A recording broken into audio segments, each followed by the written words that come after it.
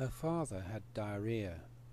He didn't care to start the available trails in case he got caught short. The onomatopoeia of the falls was lost on him. Anyway, his heart was in no condition to climb the higher trail or to get back up to the Sheraton from the lower one. He preferred to stew on their balcony, whiskey in hand, feeling he owned the incredible view he'd paid to see. A little train had set them down by the catwalk that led to the void. He hadn't enjoyed getting soaked to the skin as the wide upper river flung itself over the edge into vapour brewed in the devil's throat. Garganta del Diablo.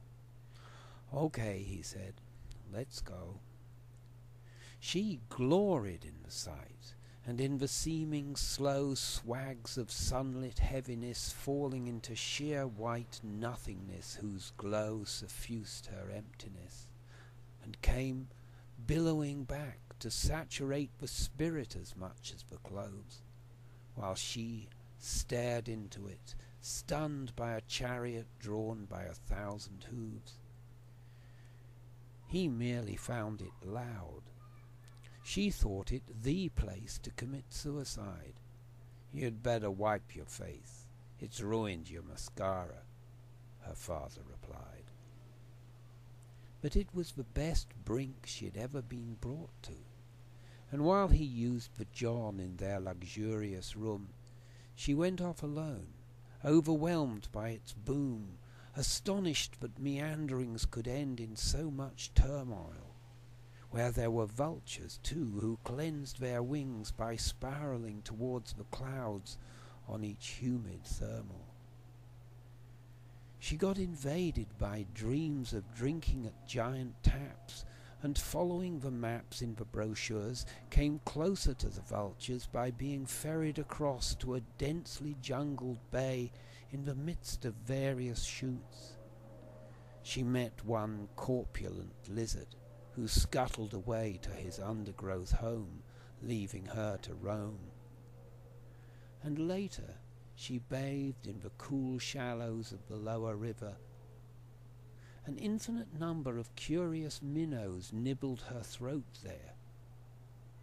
Under the water she loosened her brassiere. Papa would have frowned.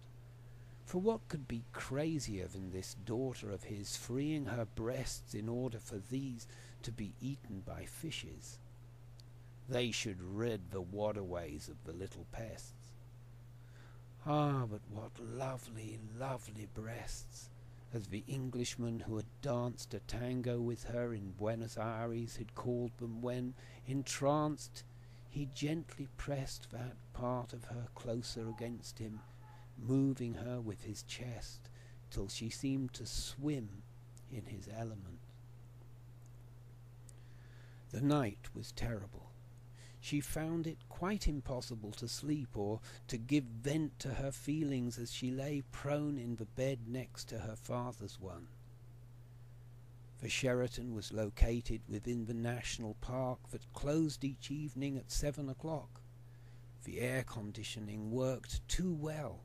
Its all-devouring roar was louder than the falls that never ceased to spout and bathe the moon in vapour. She needed to explore while no one was about.